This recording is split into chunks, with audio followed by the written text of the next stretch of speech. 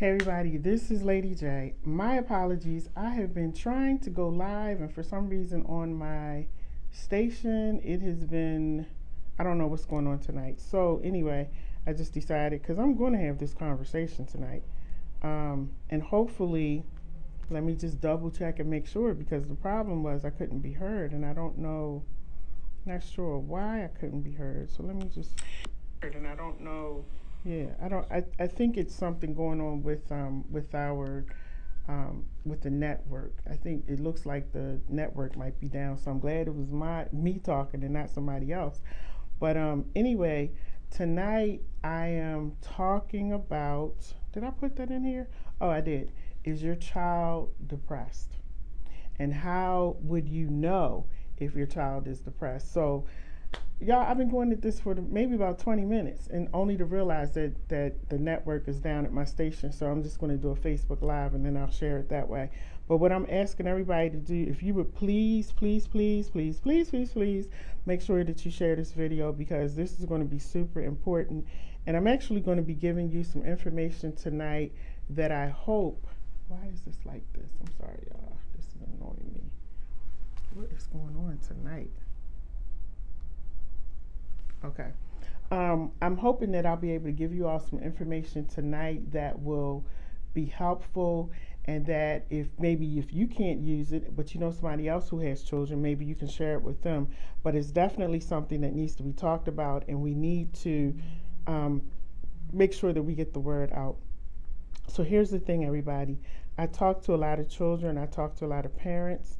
And one of the things that I am running into over and over and over again is parents telling me that their children are acting up. My child is bad. My child is being disruptive in class. My child is not paying attention. Just hearing all sorts of things. And so as I begin to sit down and talk to these parents and I begin to talk to the children, and forgive me for just a minute, I'm just looking down only to share the video. But as I begin to talk to the children, what I'm learning is that the children are not being disobedient, disruptive, and acting up for no reason. A lot of the children are depressed, and this is the part that we miss as parents. I don't want you to beat yourself up about it. As I tell parents and guardians, please don't beat yourself up about it. It's all a part of learning, and that's why we have to have these conversations. But I want you to understand that we're going through a pandemic, y'all. The pandemic is still going on, even though we are, mask off and all of that. The pandemic is still going on, and so a lot of people, including adults, are suffering as well.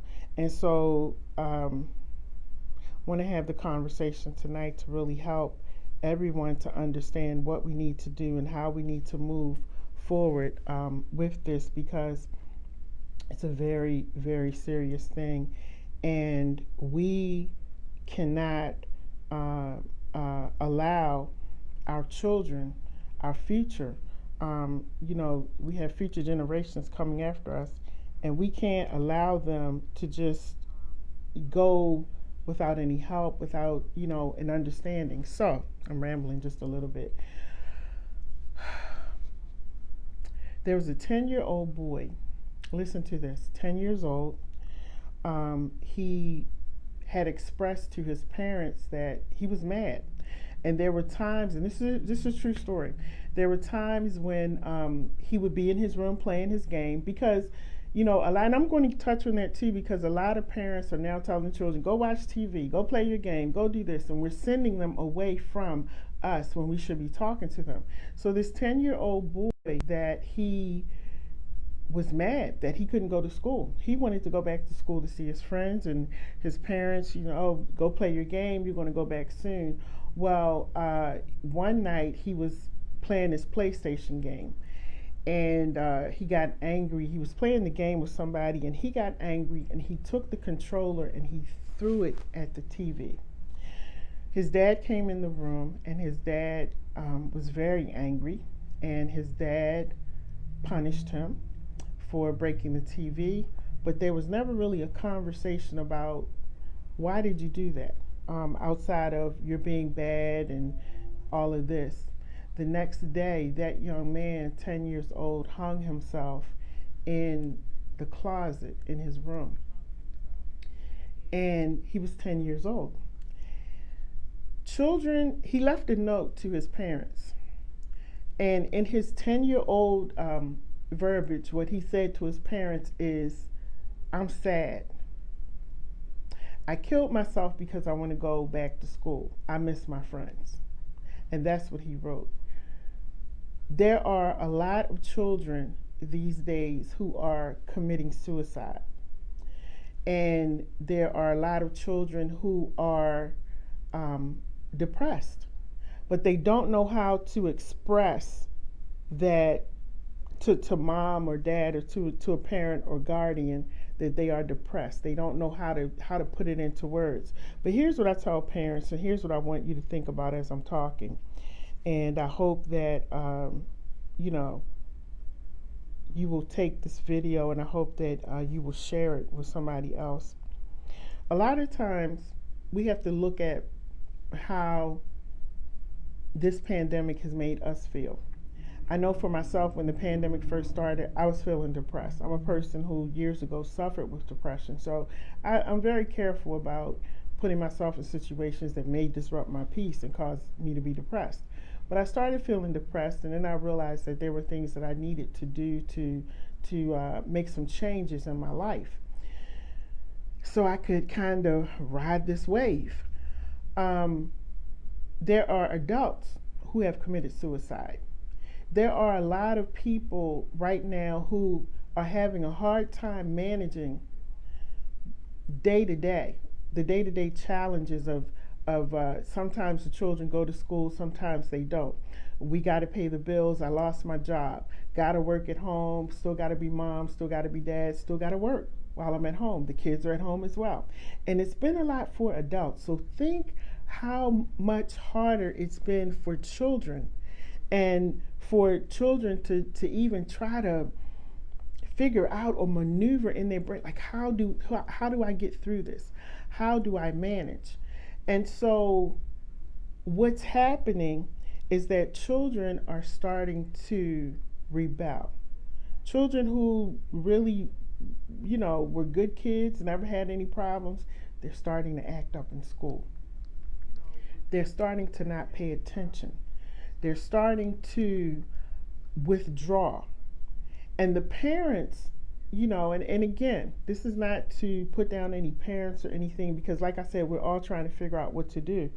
But what's happening is I think a lot of the parents are depressed as well.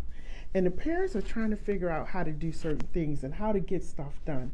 And so we're missing that little piece of the puzzle of talking to the children. And so, oh, sorry, somebody was asking for the link. Let me just send this real quick. I'm sorry, you guys, 1 second. There we go. So, now parents are like, what is going on with my child? On top of that, you have children. And I'm talking about children, young children. I think the youngest child that I've heard so far that's committed suicide was 8 years old. And I got to slow down because there's certain things that just kind of get under my skin. But when I hear grown adults saying, what does a child have to be depressed about? What does a child know about suicide?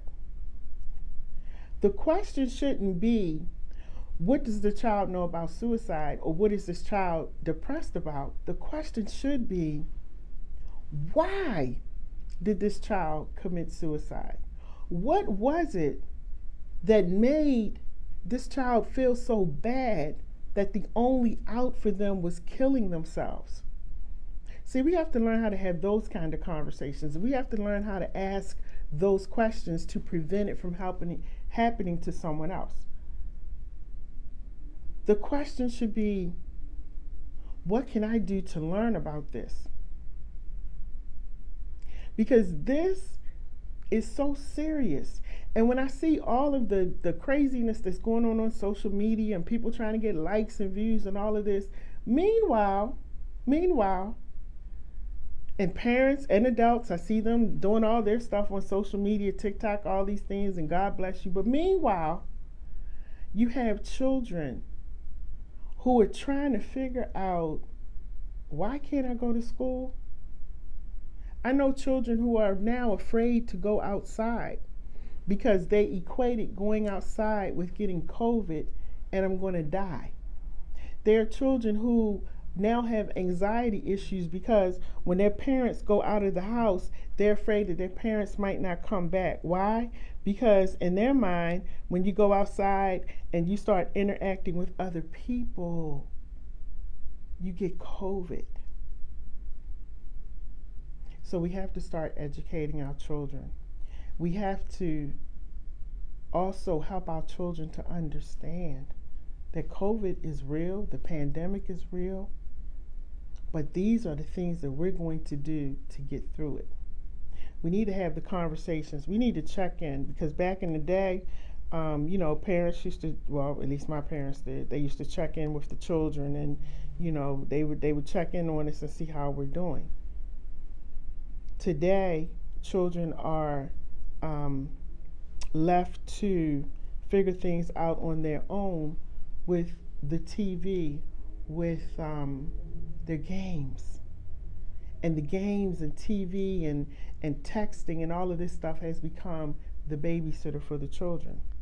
Now, I know this is not a real popular subject, but I'm telling you, if you sat where I'm sitting and you got the number of calls that I get from parents who are telling me my child is not who they used to be.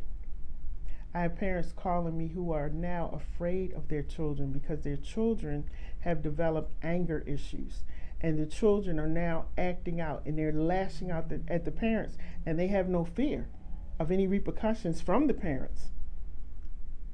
And so this discussion right here about childhood depression, I first want to say to you, it is real. Children can be depressed. Children are treated for depression. There are children who are on medication for depression. So I want to say that to you. And then I want to talk to you about some of the things that you can look for. Just a few things. Just want to give you a few things to look out for. First of all, as a parent or guardian, when you have these children in your care, I know at least with me, even now, my son is 26. If I see any changes in him, because you get to know your children, if you see that they're not acting like they used to, I would think that would be a reason for you to check in and kind of see what's going on.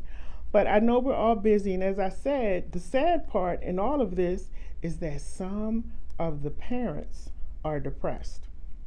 And so when you have a depressed household, it's kind of hard to deal with these issues. So let me help you out tonight. We're going to talk about this tonight. I want you to listen good. And the good thing is that you'll be able to replay this video again. So I just want to share some things with you to look for. Somebody asked the question, can children really be depressed? Children can definitely be depressed. They can have emotional issues. They can have anxiety. Sometimes they're just going through stuff. I know children who have gotten depressed because they were used to interacting with family, with grandma, with grandpa, with auntie, with uncle, and all of a sudden, because of COVID, they were told we can't hug anymore. Children are having a hard time with that because, children run. They want to hug you, they want to hold you. Hey, Van, they want to hug you, they want to hold you. Hey, shoot, I was having a hard time with you. Walking up to my mother and not being able to hug my mother and my dad and kiss them. It was rough. Think about what the children are going through. Think about what that says to the children. Some of the children take it as rejection. And we know as adults, we know that, yes, Giselle, we know that it's we're not rejecting them. We know that it's to keep them safe. But for some children, they're feeling rejected. They're feeling pushed away. They're feeling left out. And then all of a sudden, They can't go to school anymore, can't interact with their friends. And this is why communication is important. Now, depression in children vary. Before the pandemic started, there were some children who were already being treated for depression. So it varies. And you have to know what to look for, and it's important that you stay in tune and in touch with your children and what's going on. Get off of social media. Take a break sometimes and focus on your kids. I know some of y'all not going to like what I'm saying. Focus on your children. Some stuff just gets under my skin. This is one of those subjects. And so let me give you some signs and symptoms from my notes of depression in children. Some children go from being very happy. People say, oh, they're such delightful children, such a delightful child. And all of a sudden, you notice that the mood changes. They're cranky. You ask them a question. They're angry about something, easily upset. That's something that you need to look into. Don't just assume that, she's having a bad day. Well, maybe he is. Maybe she is. Look into it. If it continues, if it progresses, it's a problem. It doesn't mean that they're rebelling, which is what I hear a lot. Oh, my child is rebelling. They're not listening. It's deeper than that. Another sign is that when your child goes from being happy and they're just sad all the time, they're withdrawn. You ask them how they feel and they don't want to talk. You see a sense of hopelessness around them. You need to check that out. Have a conversation. Call your doctor. I'm trying to hold my words in. They have withdrawn socially. They no longer want to interact with their peers, their friends, their classmates. When school opened up here in Baltimore, I don't know about other places, I live in Baltimore. When school opened up, a lot of children were having a hard time going back to school because they've been out for a couple of years. They've gotten used to being home, being with their game, not interacting, and all of a sudden now, put a mask on, get your backpack, go to school. In between, where was the therapy, counseling, communication? Where was that at for the children? A lot of children needed that. You can't just pack them up and say, go back to school. They have to process all of that. And it's not always easy for them to process it. Some children put their backpack on and they went back to school. They were good. Other children were having a hard time and still have not been able to go back to school. Some children, you will see a change in their appetite. It might increase, it might have decreased. And the things that I'm saying to you, parents, guardians, aunties, uncles, whomever you are, if you are listening to me and you see these things happening and you have not done anything, I'm going to need to find out what's going on with you up here, because that means you might be depressed. That means you might be going through something. And it's understandable. I'm not putting you down or anything. But we have to get to the root of the problem, because if you're depressed, your household is going to be depressed. The children are looking to us. They're looking to us. And so we have to get it together. So if your child is walking around and you notice that they're eating a little bit more than they normally eat, they're gaining weight, they're lethargic, or you see a decrease in appetite. They're not eating as much. They don't want to eat at all. These are signs, everybody. Pay attention to the signs. Again, It doesn't always mean that they were having a bad day, or they're rebelling, or they're tired. Doesn't always mean that. It could mean that they're depressed. I'm sorry, I have a candle in here that's cutting my breath off. Another thing that you may see with your children, a change in sleep patterns. There are children who have never wet the bed, but all of a sudden they're wetting the bed. It's hard for them to sleep. They're afraid to go to sleep. There are children that I know were afraid to go to sleep because COVID was killing so many people around them. I got to make sure the mom is okay, the dad is okay. So they stay awake. They become the protector in their mind. They're not going to go to sleep because they want to make sure that everybody's okay. These are things that you need to check into, everybody. If your child's sleep pattern is off, or they're sleeping too much is also a sign of depression. But they're just stretched out all the time, don't want to do anything, they're just sleeping. Pay attention to the signs. Another thing, and I see this a lot, just outbursts, crying for no reason. You look at them hard, they're crying. You try to get them to go outside, they're crying. Just when children were going back to school, another example, children were crying. They didn't want to get out the car. They didn't want to get on the school bus. They did not want to leave home. So when you see these things happening, it's time to check in. They could be borderline depressed.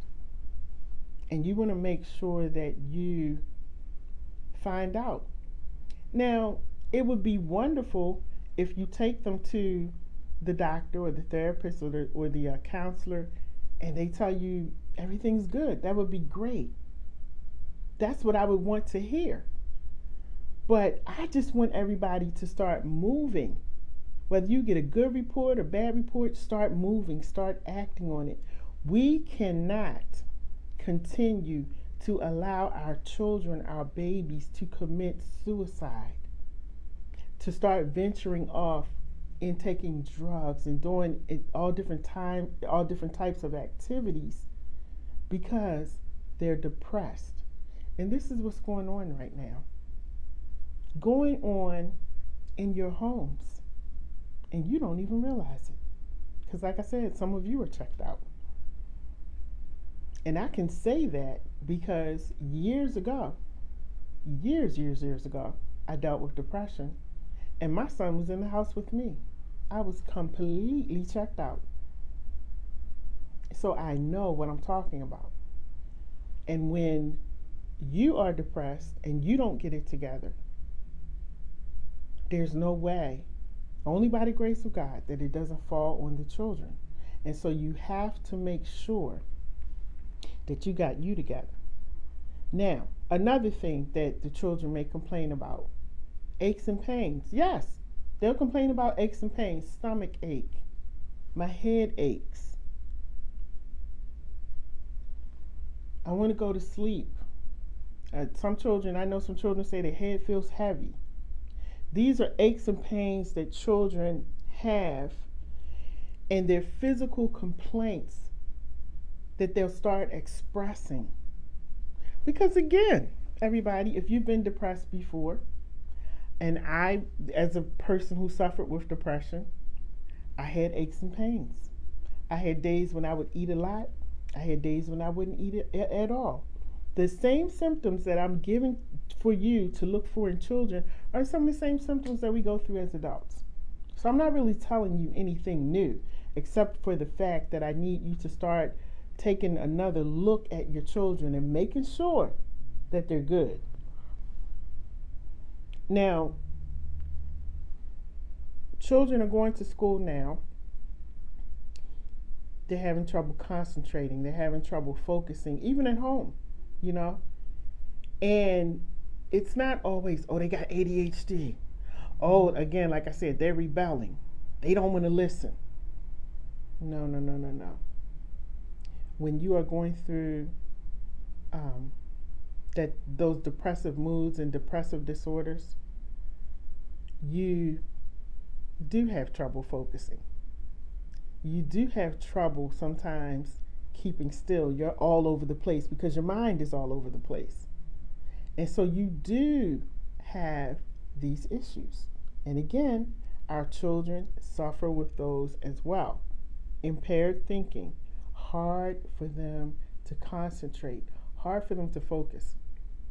Some of the children I've talked to can't focus because when they're at school, they feel like, I need to know, I want to make sure mommy is okay.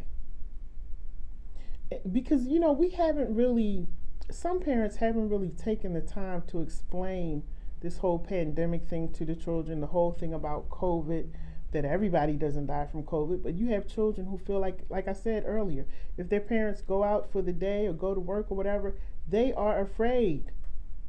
I know a child who will call his parents all throughout the day until they come home because he's afraid that mom or dad will die because they're outside interacting with people and they may get COVID. And this is the way that our children are thinking, and we have to jump in there and redirect that thought process to help them to understand that we're going to be okay. These are the things that we have to do to be okay. And this is what I need you to do. This is what I'm going to do. This is what your dad going to do, or your auntie, or whoever's there taking care of them. These are the things that we're going to do. You need to have those conversations. Because when you have 8-year-old children who are committing suicide, that's a problem. And I don't know why mental health is not addressed in the way that it should be in our country. We're slowly coming around to it, like real slow. And while we're slowly coming around to it, people are dying every single minute of the day because of mental illness, depression. And again, one of the things I had on my list is that they have thoughts of death, thoughts of suicide. Yes, children have thoughts of death, children have thoughts of suicide, and children are committing suicide. And if you don't pay attention, and I've had a couple of people very close to me who had teenagers who committed suicide by hanging themselves. If you don't pay attention, God forbid, this could happen to your children. This could happen in your home.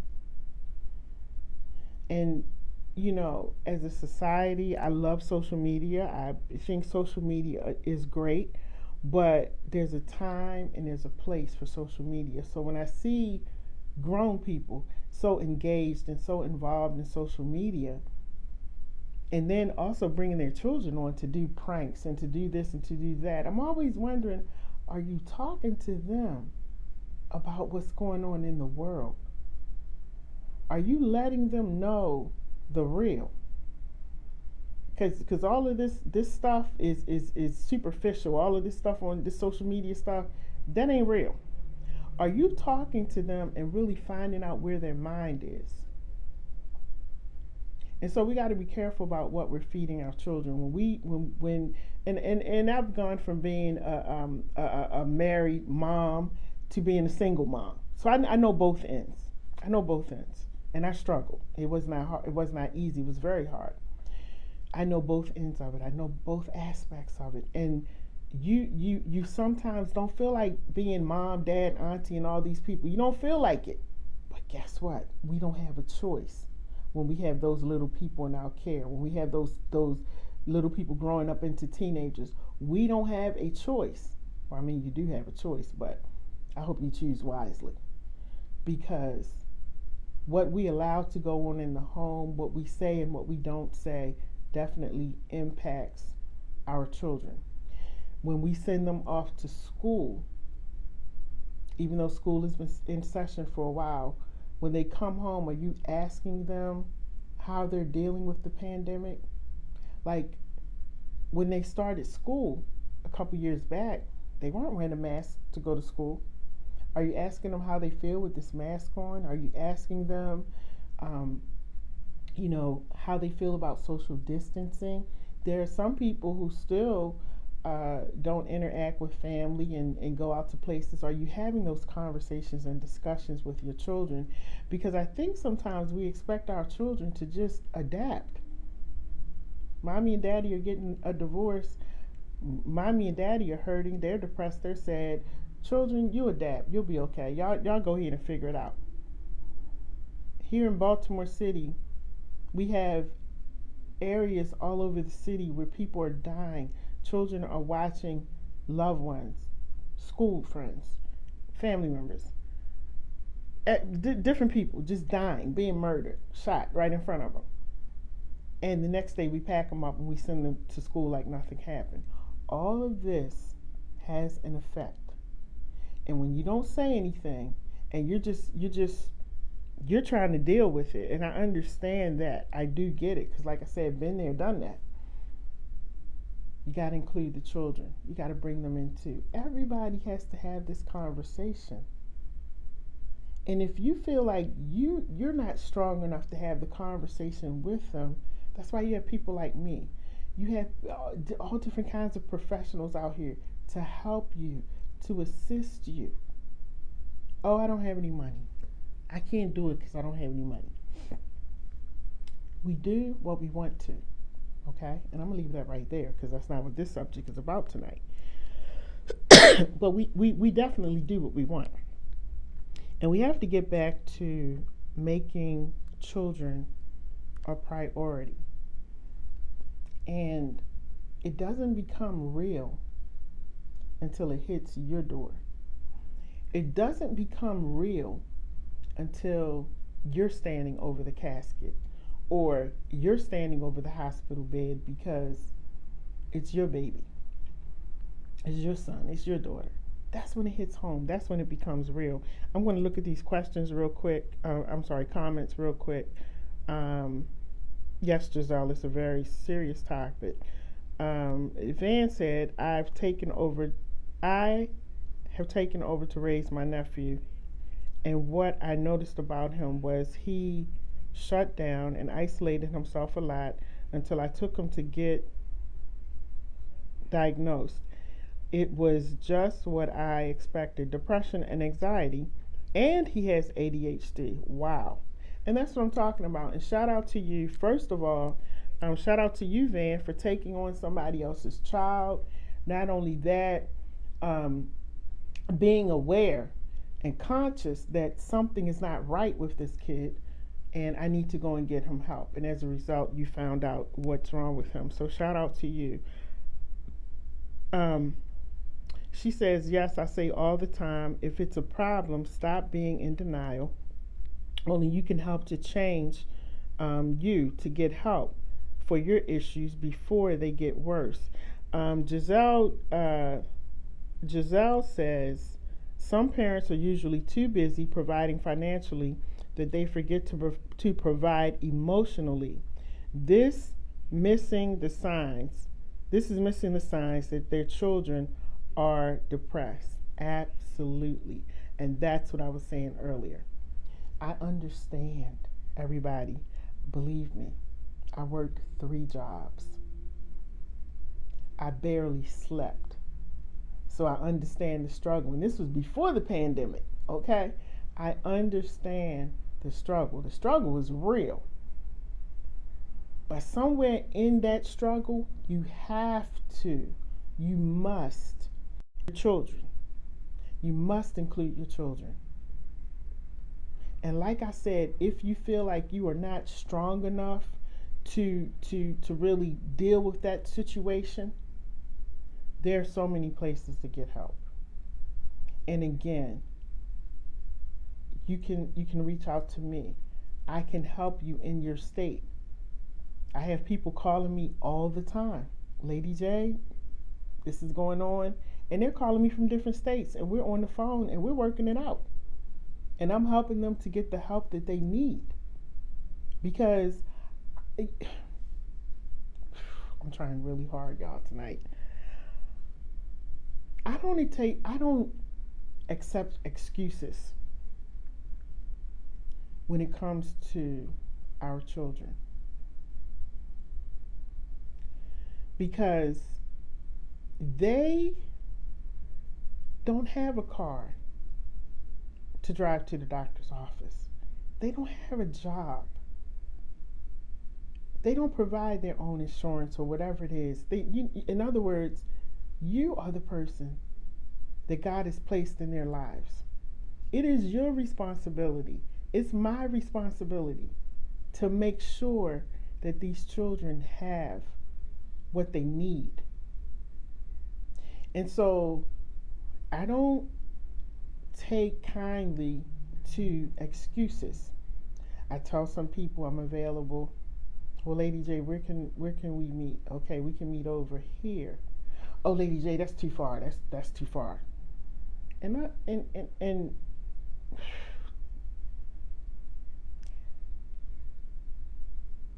I had a stroke.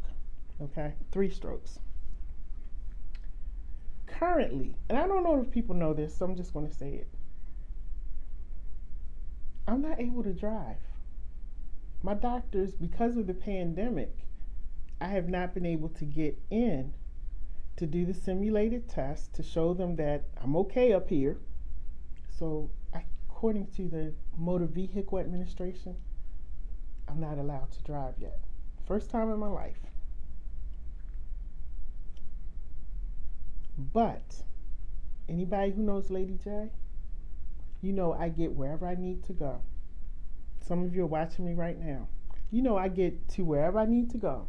In state, out of state, wherever. With no car.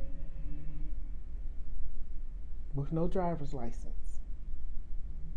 I don't have a driver, but I get wherever I need to go. My point is this.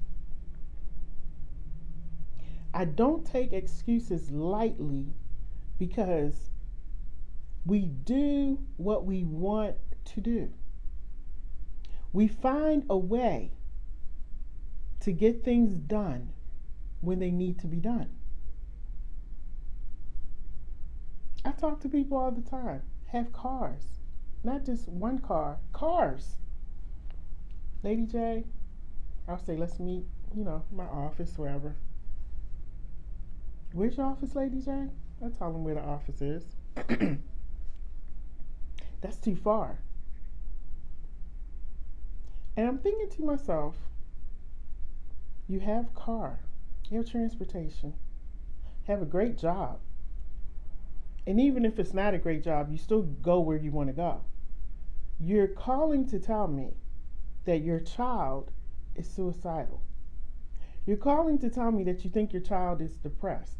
You're calling to tell me that your child is fighting you, cursing you out, being disruptive in the home, destroying things in school.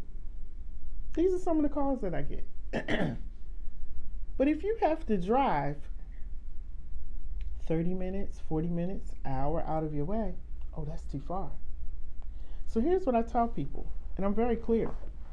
Any of you that have ever sat in front of me, you know I don't mince words. Very clear with these people. You are now playing a role in their demise. They can't get in a car and come and see me. They can't jump on the bus and come and see me. But you're telling me all of the things that they're doing. But you can't carve out 1 hour. And there are times when I say, okay, well, no, Lady J, I can't make it that day. Okay, well, what day can you make it? I give people options. Still can't make it. That's sad, and it's unexcusable. Because I promise you, as I say to every one of these people before we hang up the phone, I promise you, it's not going to be good. Because you are not making an effort to get them the help that they need. You've decided that I'm just going to act like this is not happening. I'm just going to keep it moving. I promise you, it's not going to be good. Because you are not making an effort to get them the help that they need. You've decided that I'm just going to act like this is not happening. I'm just going to keep it moving. I promise you, it's not going to be good. Because you are not making an effort to get them the help that they need. You've decided that I'm just going to act like this is not happening. I'm just going to keep it moving. that you're going to have to come back around and revisit that whole thing again. And that's the sad part. Now, I can't make anybody, you know, do the things that they need to do as a parent. I can't make you do that. I'm not here to make you do that. I'm not here to make you, well, I'm here to make you feel bad if you're not doing what you're supposed to do. I do hope you feel bad, because you need to get up and stop letting these children suffer. Because to me, and y'all take it how you want to take it, it's a form of abuse. When you know that your children are suffering and you're not willing to do everything that you can to make sure that they're okay or they get the help that they need, to me, that's a form of abuse. I'm sorry, that's how I feel. It's a form of abuse. Because if you're not going to do it, who's going to do it? We have to understand that mental illness is real. I don't know how many times I have to sit in front of this camera and say that mental illness is real. It's not something to play with. Depression is real. Anxiety is real. Suicidal thoughts are real. Abuse is real. These are not things that you play with. These are not things that you wake up today and it's going to go away tomorrow. No. No. No. So you got to pay attention, everybody, to your children. These children are going to grow up into teenagers. These teenagers are going to grow up to become adults. And they're going to become adults with issues because they were not dealt with. And a lot of things, when I have people sitting before me, they begin to understand that a lot of your behavior and the way you're acting right now didn't happen yesterday, didn't happen when you met this person. It goes all the way back to when you were a child. We have to do what we need to do to make sure that we provide a safe space for our children to speak. We have to provide a safe space for our children to know that if I'm so afraid and I'm afraid to go outside and I'm afraid that you're going to die, we got to provide that space where they can come to you and they know how to express that. Let me get off my soapbox. Let me jump on off of it. So Van, who was a corrections officer, says, when I was working behind those walls, like she's talking about the prison walls, I was so depressed and didn't know what depression was. Let's see. I didn't know what depression was. It was in me so much. I was a single parent that I misdiagnosed myself, and I helped. And I was ignoring the fact that that's what it was, and it turned out to get worse. I had a stroke.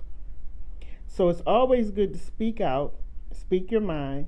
She said it's a terrible thing not to. I felt pain, confused. I was aching, didn't want to eat, losing weight, shut down from everyone, angry. Wow. And then we have Dimitri, who says, no excuse.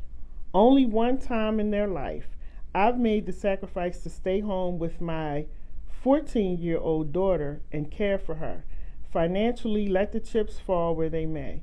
Take her to all of her medical that she needs to. No excuse. I'm sorry. Hello? Hello, you're right. Waiting for you outside. All right. Thank you so much. She says no excuse. She says mental illness is nothing to joke with. It's my child's life, and God gave me a great responsibility. I take it seriously every day. Listen, everybody, I don't think we need to harp on it. We don't need to, what am I trying to say? I don't want to make anybody feel bad. I want to end by saying this. Depression in children is very real, from very young children all the way up to your teenagers. My hope is that you will take a little bit from what I've said tonight, and that you will start looking at your children, start engaging with them, start asking questions. Be that parent. Even if they say, Mom, Dad, you're getting on my nerves, you ask me questions, whatever. Be that parent to your children. I am here if you need to talk. 443-297-4753 is my number. I don't care if you're in another state. We can talk. But let's have the conversation, okay? Everybody have a great night. Thank you for your comments. I didn't want to stay on too long, but you can go back and replay the video. Thank you. Have a great night. God bless you. Let's do what we have to do to keep our children safe. All right. Good night, everybody.